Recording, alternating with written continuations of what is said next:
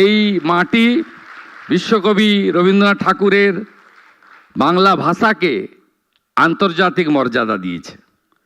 এই মাটি থেকে উঠে এসেছে ঋষি বঙ্কিমচন্দ্র চট্টোপাধ্যায়ের বন্দে মাতরম মন্ত্র, যা জাতীয় চেতনাকে নতুন করে জাগ্রত করার কাজ করেছে।